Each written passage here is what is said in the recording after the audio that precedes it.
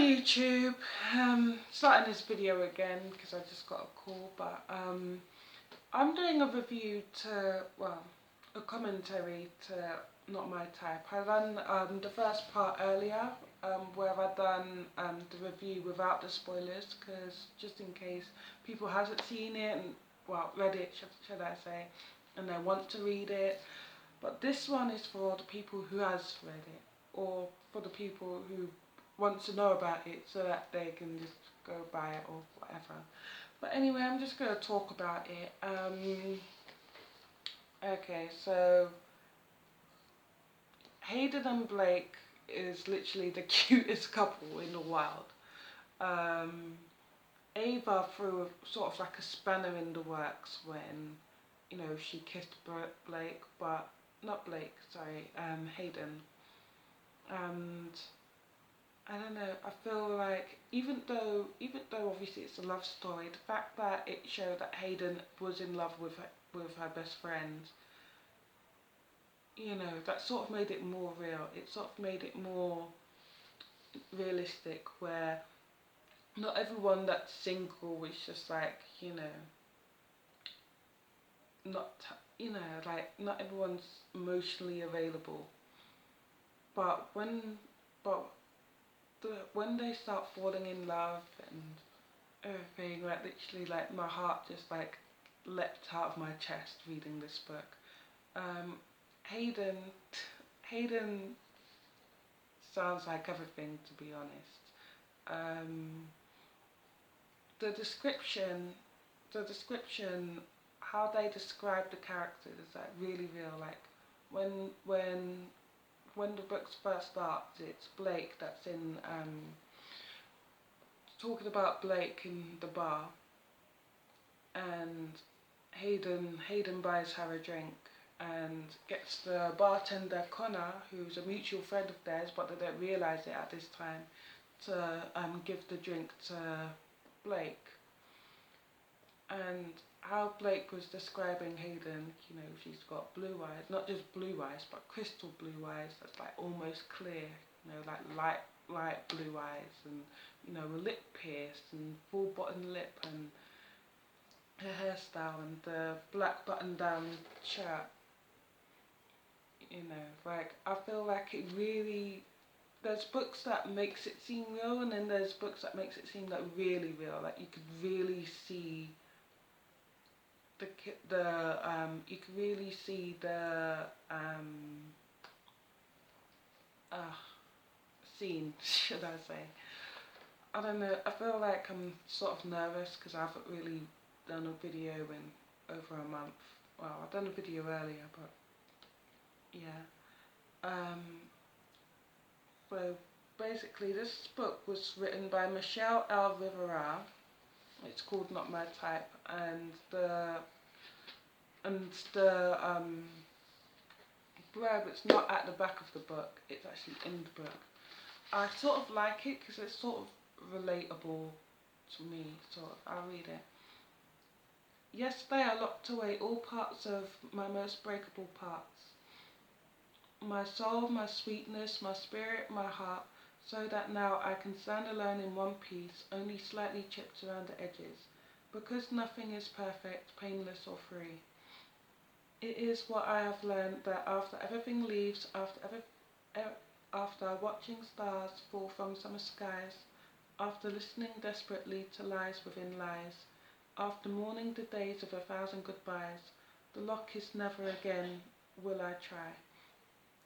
You see, no longer can I be crushed by a dangerous gaze, a soft kiss, a hot touch. So girl, save your love for someone who believes, one that will ache for you, cry for you, bleed. Go search for another to hold you at night, to wrap your body around in unspoken delight. One who will fight to bring life to your dreams. Just walk away like the rest. Who you seek is not me. Even if maybe I want it to be, because deep down I know every lock has a key. I don't know, I felt like this, well, that pretty much says, the blurb is like sort of written in sort of like a poem sort of thing. it's fiction, you know, it's not, it's fiction, but sort of like the message in it that says, there's a message on the front page that sort of says, if there's anything that seems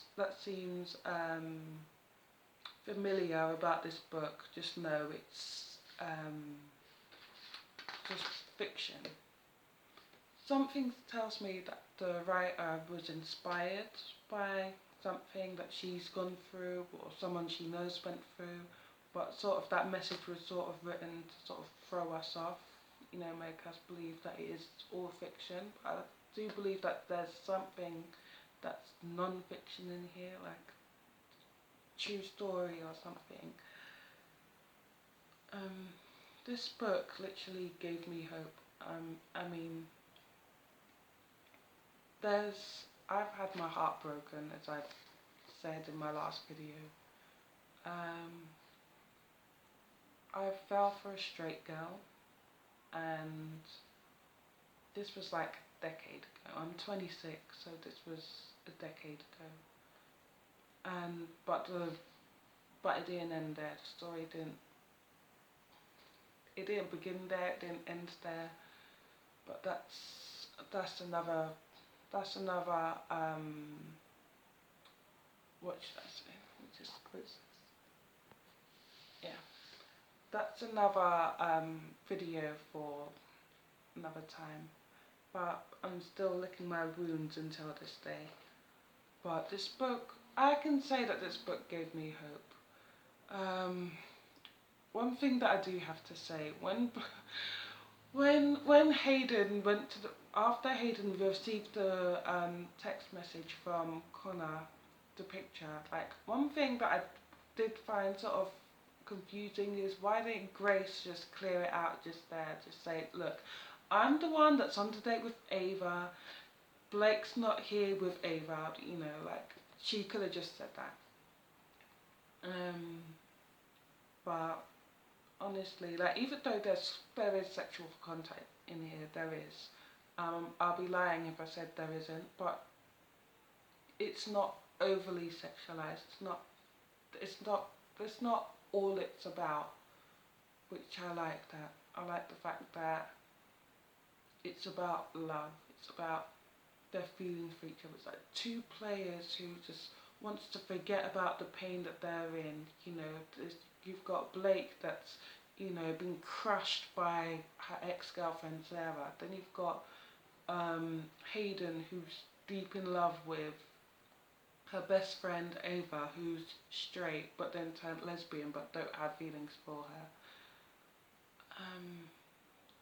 Yeah, it's deep, but I like it.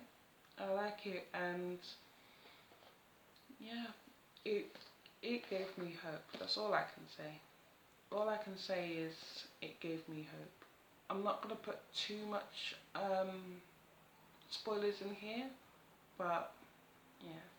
Anyway, that's all for now.